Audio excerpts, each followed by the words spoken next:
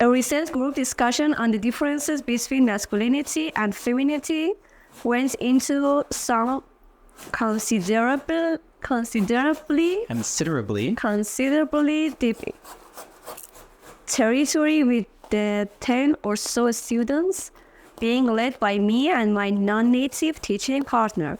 The conversation started with describing traits generally associated more with men or women respectively. The learners quickly adopted terms like assertiveness, vulnerability, aggressive, nurturing, agreeable, testosterone, estrogen, attraction, women's rights, feminism, stereotype, and sexual dimorphism. At a glance, these don't seem like high-priority words for English learners to acquire and use in everyday life. It's not like they're going to need to say sexual dimorphism on a daily basis. But these learners were well past the point of adding new words to their vocabulary. Their use of English was already functional or beyond.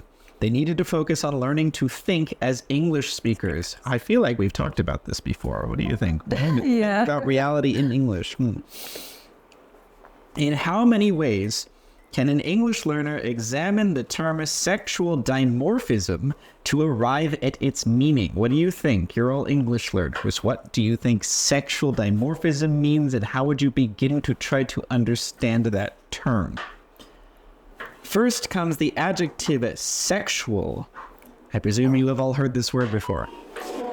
Perhaps the learners are only accustomed to hearing this term used in reference to acts related to having sex.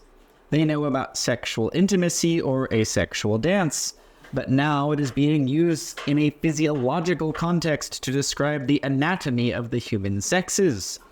Next is a word they probably have not heard before, dimorphism. Guessing its meaning requires paying attention to context and common affixes. Di is a prefix that means two, twice, or double.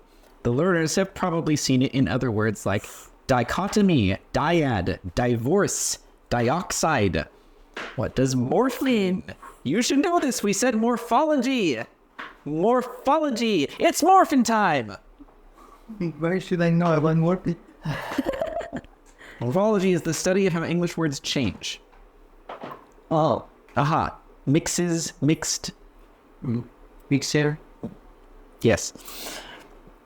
It relates to changing form when the Power Rangers famously shout, "It's morphin time!" They are proclaiming their intention to change form into their colorful superpowered suits, which could be a useful reference if the learners are familiar with this element of 90s American pop culture, but apparently you are not. Your loss.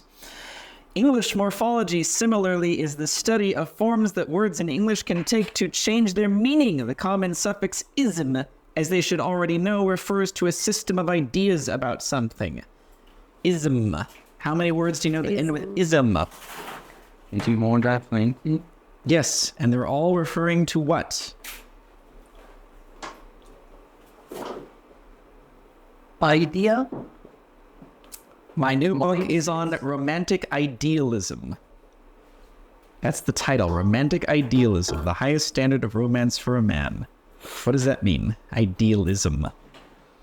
It's not my last name, Deal. It's nothing to do with me. Idealism is like typical.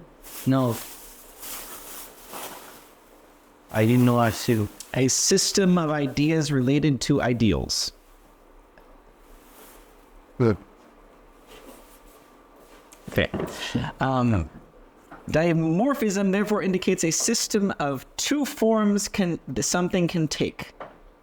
Dimorphism. Di means two. Morph means changing forms. Ism means a system of ideas about something. A system of ideas about two forms something can take. Dimorphism. And then we add the adjective sexual. Sexual, dimorphism. Do you know yet what this means? Mm-hmm. How many genders are there? 2. You sure?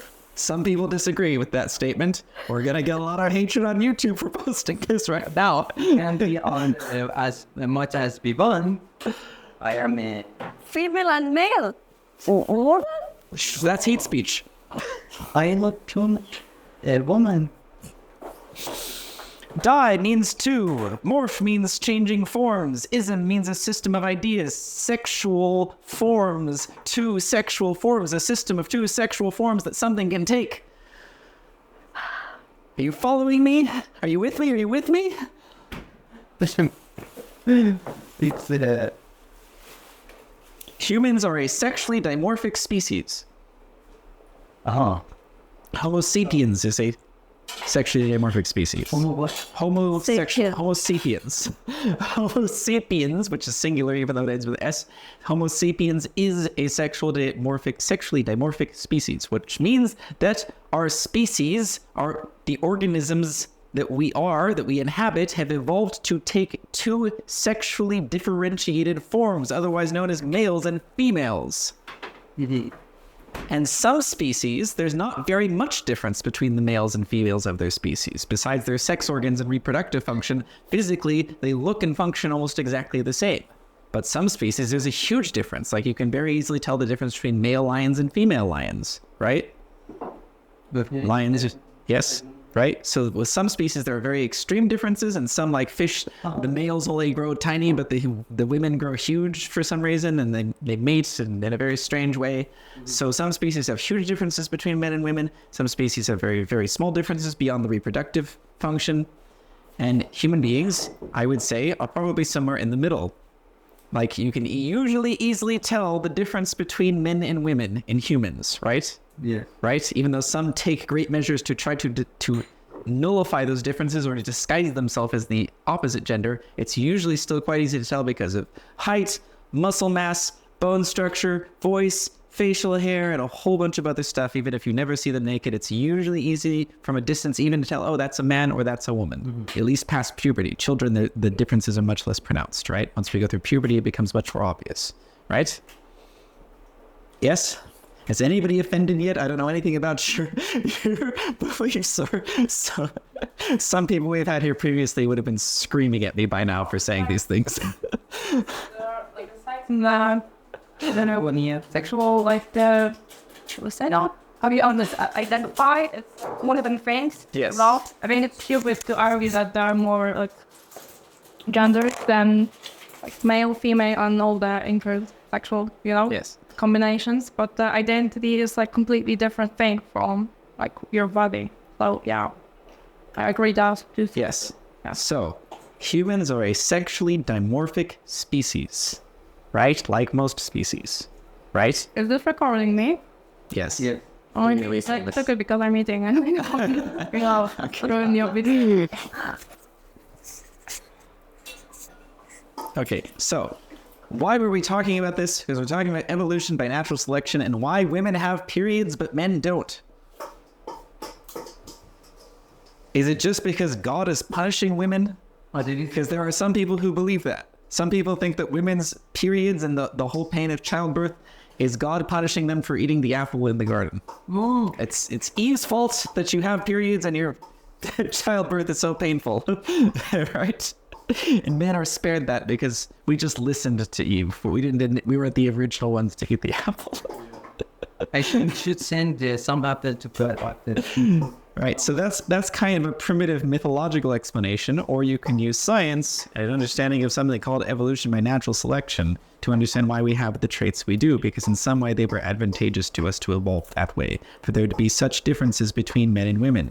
Our reproductive functions are quite simple. We just need to ejaculate once in a while. Just, here you go, have some semen. Good luck. That's it. We're done. It's very easy for us to ejaculate. Well, for most men. Too easy. So, and it's very complicated for women, right? Like, so much more of their body is devoted to just the reproductive act. Even if they never have children, only one or a few children in their lives, still so much of their biology is devoted to reproduction. Isn't that crazy? Why?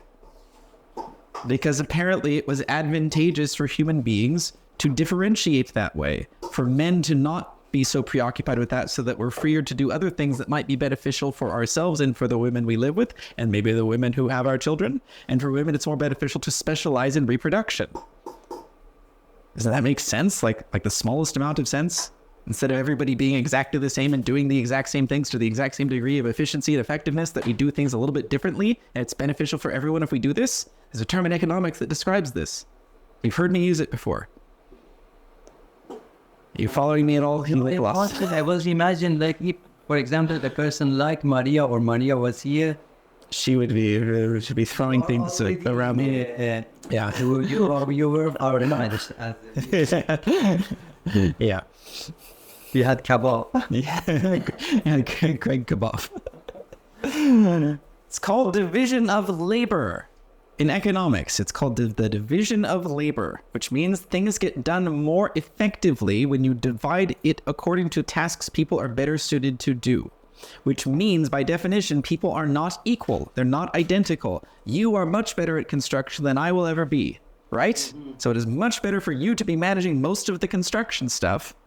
And half the time when you ask me, hey, Gregory, what do you think we should do with this wall or this plumbing or whatever? I say, I don't fucking know, Amir. What do you think we should do? Like, I can have an opinion, but you're going to know more about this stuff than me ultimately. So why would I be doing that, you know? Doesn't make any sense. It'd be like me asking you, Gregory, what's the correct way, Amir, what's the correct way to spell this word in English?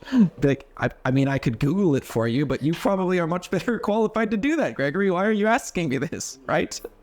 We're good at different things and we're inclined toward different things, and that's a good thing as long as we can celebrate those differences. Another word for that is freedom. Freedom of choice, freedom of expression, for you to be who you choose to be without someone telling you who to be instead. Thomas Paine versus Karl Marx. Pick one. Thomas Paine. Everything comes full circle. Again, every conversation we have. Difficult, but at the same time simple. Yeah. So it might sound, according to someone like Maria, it might sound like I'm saying, women, you have to be homemakers and you have to have 10 children and you have to cook lunch every day and clean the house. That's not what I'm saying at all. I'm saying it is more likely that women will be inclined toward those things, which is like statistically corroborable. You might say, well, that's just social conditioning. No woman would choose to do that. Well, I know a lot of women who would, right? And men tend to be inclined toward other things. This doesn't mean they have to be, though. No one is forcing you to be that. If they are, have them come talk to me and I will punch them in the mouth.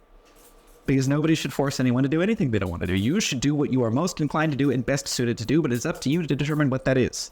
Everyone. Male, female, or somewhere in between or whatever, right? And if somebody came here saying, well, Gregory, I'm neither male nor female. I'm non-binary and queer and whatever, and we've had plenty of those people here, I would say, okay, that's who you tell me you are. I'm not going to sit here and argue with you. I'm not going to tell you that you should be or you are something else. That's up to you to figure out, right? Same thing. Just because something is strange and not what you're used to or unusual to you doesn't mean it's bad, and it doesn't mean you have the right to tell anyone else what to do or who to be. There, that's my definitive stance. In case anybody thinks I'm being a fucking bigot right now, I'm being as unbigoted as it is possible to be. I am an anti-bigot. I am the far opposite extreme of a bigot. What is bigot? Somebody who tries to force their beliefs upon other people and judges people for being different than them. For living outside their narrow worldview of how things have to be. Like a racist is an example of a bigot. Prejudicing people based on race. Or a sexist, prejudicing people based on sex. Of course, the really angry people would have stopped watching the video by now and won't hear me say that, because I've already decided that I'm a gross sexist. What? Yeah. Maria is a wise girl. It's Maria. Yes, we love Maria. If she's watching, we hope she comes back soon and participates in more thrilling discussions like this one, as long as she can do so without murdering me. Well, Maria was a very interesting German woman who stayed here for a while. Very. Oh, Maria. It could be a good fight right now. Now we are not fighting with. Yeah, it's not a fight. It's just there's nobody to oppose me now, and now I've become the Führer of the house, because nobody can stand up and say you're wrong, Gregory. How dare you? He was the best.